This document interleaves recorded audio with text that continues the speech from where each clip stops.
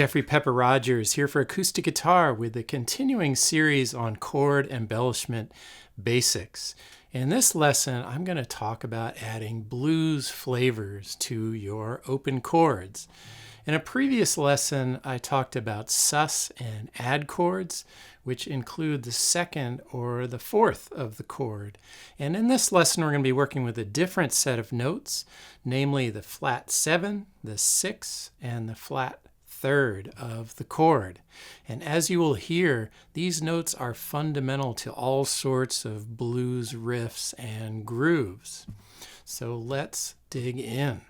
First, let's zero in on the flat 7, which is one of the so-called blue notes. So the flat 7 is found one whole step or 2 frets below the root. So in a G chord, for instance, I got a G right there on top, 2 frets down is an F natural. There is my flat 7 note. Adding the flat 7 to a major chord turns it to a dominant 7th chord, which is typically just called a 7th chord and written just with a 7, as in G7 or A7 or E7. So here are a series of 7th chord shapes for C, A, G, E, D, and B. Here's a C7.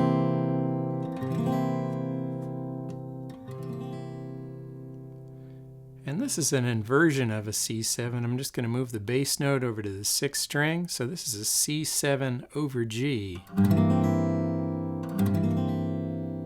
I'm muting the 5th string right now. Here's an A7. Now in that chord, the 7th is on the open 3rd string. That flat 7 is a G note there. But you can also put the G note, the flat 7, on top. So if you were to play an A7 like this. Now I'm using a bar with my index finger, and there's my G on top.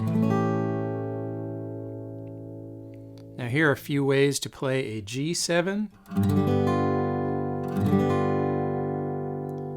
In this voicing, I'm not playing the 5th string. I'm leaning my finger against it here to mute it. And I've got my flat 7 on top. Here's a variation on that voicing,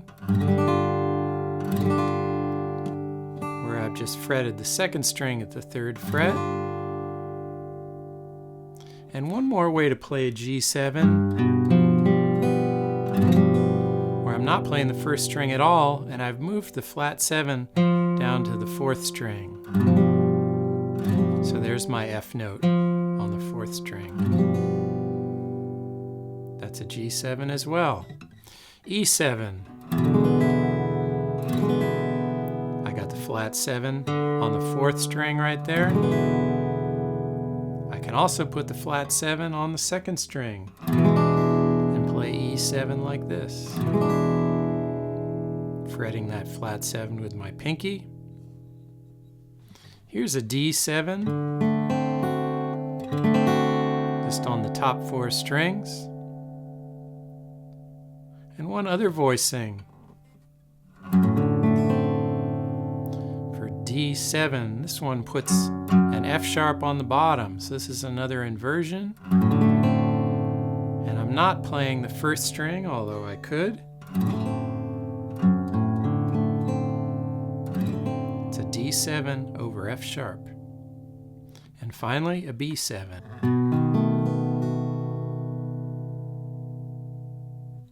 You can use 7th chords like these as substitutions for major chords. Let's say in a passage that stays on one chord for a while, you might create some movement by switching between major and dominant 7th voicings. Changing from a major to a 7th can also work really well as a transition to the next chord, as illustrated in this next example. So we're going to start on G major and then switch to G7 before going to the next chord, which is C. And then on the C, and play a C7 before returning to G. And then the example closes out by cycling through a kind of ragtime progression with mostly 7th chords. In this example and the others that follow, play with a swing feel, which means to play pairs of eighth notes as if they are the first and third notes of a triplet. So the first note in that pair of eighth notes is longer and the second is shorter. You'll hear what that sounds like when I play this example. A swing feel is essential to many blues-based styles. 1, 2, 3, 4.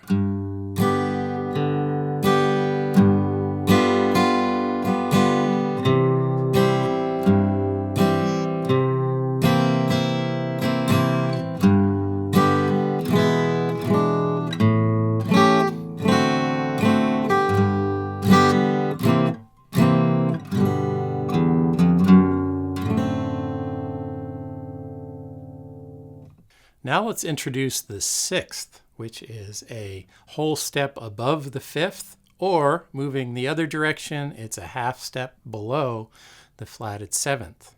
In the classic blues shuffle, you play some kind of alternation between the fifth and the sixth, and sometimes the flatted seventh as well. Here's a basic shuffle pattern with two-note chords where the upper note switches between the fifth and the sixth.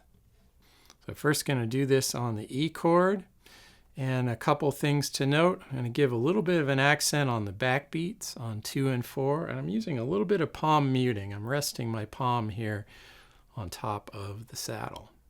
And I'm just going to play each measure twice. 1, 2, 3, 4.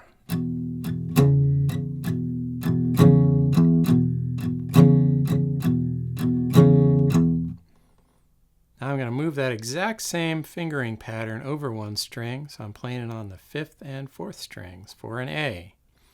1, 2, 3, 4. And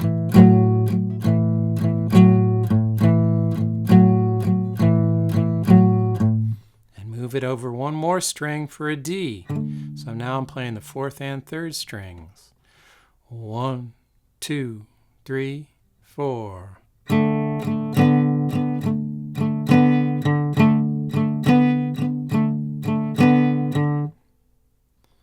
I'm going to do this on a C, and it works a little differently because I don't have those fifth and sixth on adjacent strings in open position. So on a C, I've got my root on the fifth string and my fifth on the third string.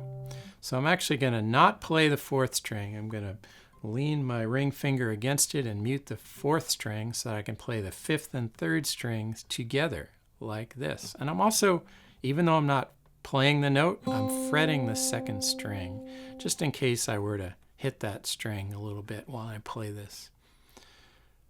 1, 2, 3, 4.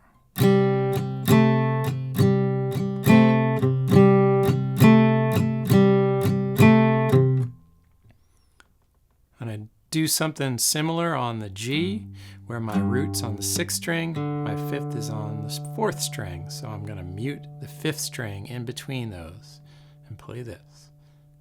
1, 2, 3, 4.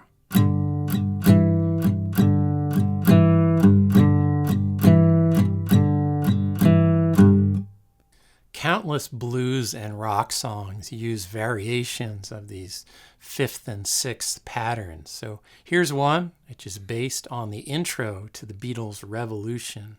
For this, hold down a 2-string bar for the A5 shape and then hammer onto the sixth, which is 4th fret, 4th string. 1, 2, 3, 4.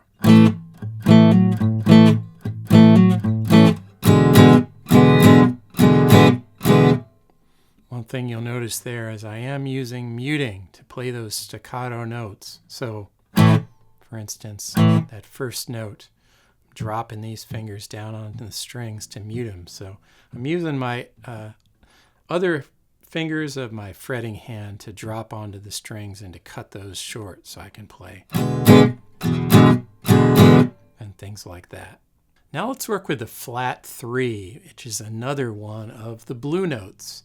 And it's found 1.5 steps or 3 frets above the root. In a major key, the flatted third brings in a minor quality. And that tension between major and minor is at the heart of blues harmony. In this next set of examples, you use both the major third and the minor or flatted third to create some classic bluesy embellishments and riffs. In this next example, play a simple bass line embellishment that's reminiscent of boogie-woogie piano. I'm going to use it on the E, A, D, G, and C chords. And for each chord, the bottom notes follow the same pattern. Root, root, flat 3, major 3, and back to the root. Check it out. First on the E, 1, 2, 3, 4. And on the A, 1, 2, 3, 4. On the D, 1, 2, 3, 4.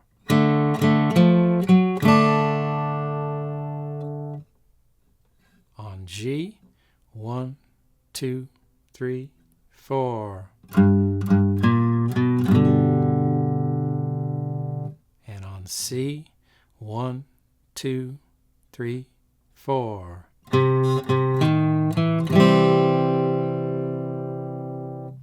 On an E major and also on a B7 chord, you can find the flatted third on an open string, which allows you to play an easy hammer-on from the flatted third to the major third.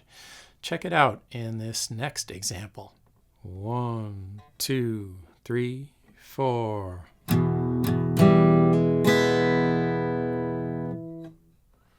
On the B7, 1, 2, 3, 4.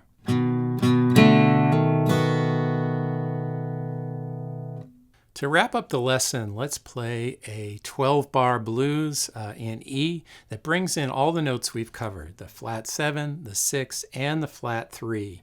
In terms of feel, this example is in the neighborhood of Stevie Ray Vaughan's Pride and Joy, with a grooving bass line and some spiky 7th chords. 1, 2, 3, 4.